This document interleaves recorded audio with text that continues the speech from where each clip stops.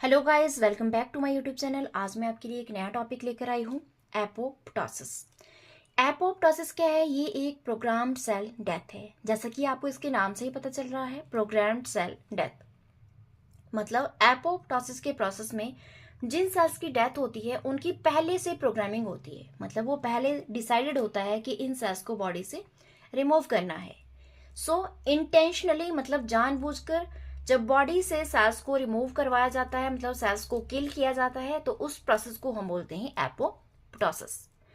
ऐसा क्यों किया जाता है? क्योंकि बॉडी में कुछ सेल्स ऐसे होते हैं जिनकी जरूरत नहीं होती, तो जिनकी जरूरत नहीं है सेल्स की, उनको रिमूव करने का जो प्रोसेस है उसको हम बोलेंगे एपोप्टोसिस। अब बायोलॉजी में एक और टर्म आती है, नेक्रोसिस।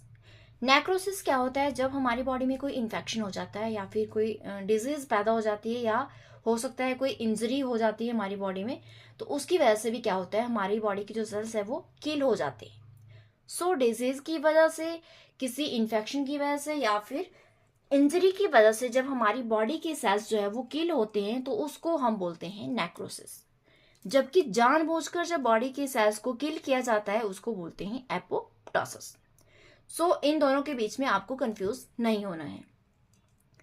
सो एपोप्टोसिस जो है ये एम्ब्रियोजेनेसिस में भी होता है, मेटामॉर्फोसिस में होता है, या फिर एजिंग के टाइम पे भी ये प्रोसेस होता है। जैसे कि हम जवानी से जब बुढ़ापे की तरफ जाते हैं तो उस टाइम पे भी बहुत सारे सेल्स बॉडी से रिमूव कर दिए जाते हैं with the help of apoptosis.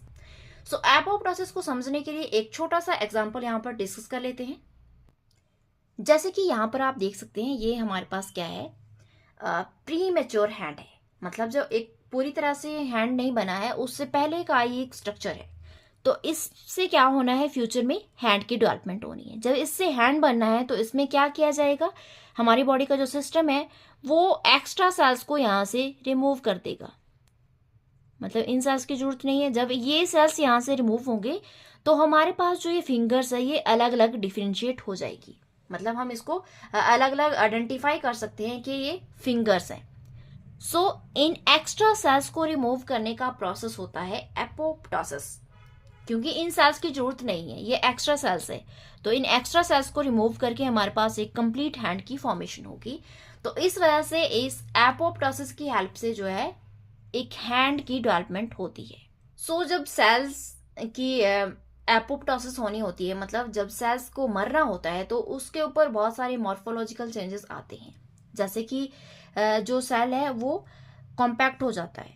Apoptotic cells become more compact. Apoptotic cells का मतलब है कि इनमें एपोप्टोसिस होनी है, तो उन सेल्स को नाम दिया गया है एपोप्टोटिक सेल्स। सो एपोप्टोटिक सेल्स जो है वो कॉम्पैक्ट हो जाते हैं, मतलब वो श्रिंक हो जाते हैं, और उसमें जो मेम्ब्रेन होती है उसमें ब्लैबिंग स्टार्ट हो जाती है। ब्लैबिंग का मतलब है कि जो मेम्ब्रेन है वो इस तरह से इरेगुलर होना शुरू हो जाती है। जब वो इरेगुलर होगी तो इस तरह से ये, जब ये डीप होती जाएगी यहाँ से, और आगे चलकर जो ये सेल है ये फ्रैगमेंट्स में डिवाइड हो जाएगा। तो इसकी वजह से जो इसका क्रोमेटिन है और इसके अंदर जो डीएनए है वो फ्रैगमेंट्स में डिवाइड हो जाएगा। तो इस वजह से पता चल जाता है कि ये वाले जो सेल्स है इसमें एपोप्टोसिस होनी है। जैसे कि यहाँ पर ये एक नॉर्मल सेल है, तो इसको हम बोलेंगे एपोप्टोटिक सेल, यानी कि इसके अंदर एपोप्टोसिस होनी है। तो उस टाइम पे इस सेल में बहुत सारे मॉर्फोलॉजिकल चेंजेस आते हैं, जिसमें क्या होता है, जो सेल है वो श्रिंक होना स्टार्ट हो जाता है। जब ये श्रिंक होना स्टार्ट हो जाएगा तो इसकी वजह से जो सेल है इसका साइज छोटा हो जाएगा। मतलब इसमें पिक्नोसिस होगी। पिक्नोसिस का मतलब होता है कि जो सेल है उसका साइज छोटा हो जाता है। तो इसका साइज छोटा हो जाएगा और इसके अंदर जो क्रोमेटिन है न्यूक्लियस के अंदर वो भी कंडेंस हो जाएगा, वो भी इकट्ठा हो जाएगा। उसके बाद क्या होता है, जो ये सेल की मेम्ब्रेन है इसमें ब्लैबिंग स्टार्ट हो जाती है। तो जब इसमें ब्लैबिंग स्टार्ट हो जाएगी तो इसकी वजह से जो सेल है ये फ्रैगमेंट्स में डिवाइड हो जाएगा।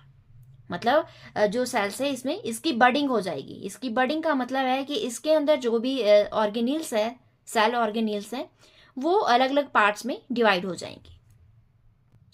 जैसे कि यहाँ पर आप देख सकते हैं, जब यहाँ से ये सेल्स जो है ये डिवाइड होगा, इस तरह से यहाँ से ब्रेक होगा, तो कुछ एक पार्ट्स में न्यूक्लियस चला जाएगा, कुछ एक पार्ट्स में जो है एंडोप्लाज्मिक रेटिकुलम, कुछ में राइबोसोम्स, कुछ में ओनली साइटोप्लाज्म ही रहेगा।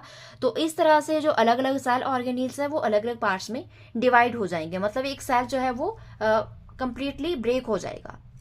तो जब ये अलग अलग पार्ट्स में डिवाइड होगा तो उन पार्ट्स को बोलते हैं एपोप्टोटिक बॉडीज, मतलब इससे एपोप्टोटिक बॉडी की फॉर्मेशन होगी।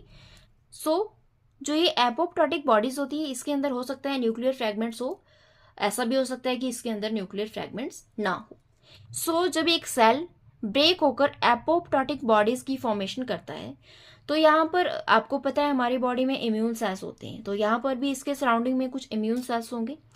तो जब इम्यून सेल्स इनको पहचानेंगे तो क्या करेंगे, वो इनको एंगल्फ कर लेंगे और बॉडी से बाहर रिमूव कर देंगे।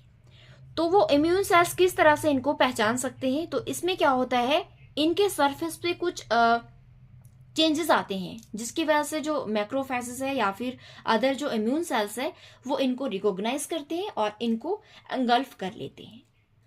उन मॉर्फोलॉजिकल चेंजेस में क्या होता है, जैसे कि ये हमारे पास एक नॉर्मल सेल है। नॉर्मल सेल में क्या होता है, जो अंदर वाली लेयर होती है, मतलब एक फॉस्फोलिपिड बाइलेयर से बनी होती है एक प्लाज्मा मेम्ब्रेन। प्लाज्मा मेम्ब्रेन में जो अंदर की तरफ लिपिड की लेयर होती है उसमें क्या होता है, उसमें एक फॉस्फोलिपिड होता है जिसका नाम है फॉस्फेटाइडाइल सिराइन। इसको मैंने यहाँ पे रेड कलर से दिखा रखा है, ये नेगेटिव चार्ज का फॉस्फोलिपिड होता है। ये एक नॉर्मल सेल है। जब इस सेल में एपोप्टोसिस होनी होती है तो उस टाइम पे क्या होता है, जो ये फॉस्फोलिपिड है, मतलब जो ये फॉस्फेटाइडाइल सिराइन है, ये बाहर की सरफेस पे फ्लिप हो जाता है। मतलब ये अंदर वाली साइड है और ये बाहर वाली साइड है। ये अंदर वाली साइड से बाहर वाली साइड की तरफ जो है वो फ्लिप हो जाता है। तो इसकी वजह से क्या होता है, जो हमारी बॉडी का सिस्टम है उसको पता चल जाता है कि इन सेल्स की एपोप्टोसिस होनी है, मतलब इनको बॉडी से बाहर रिमूव करना है।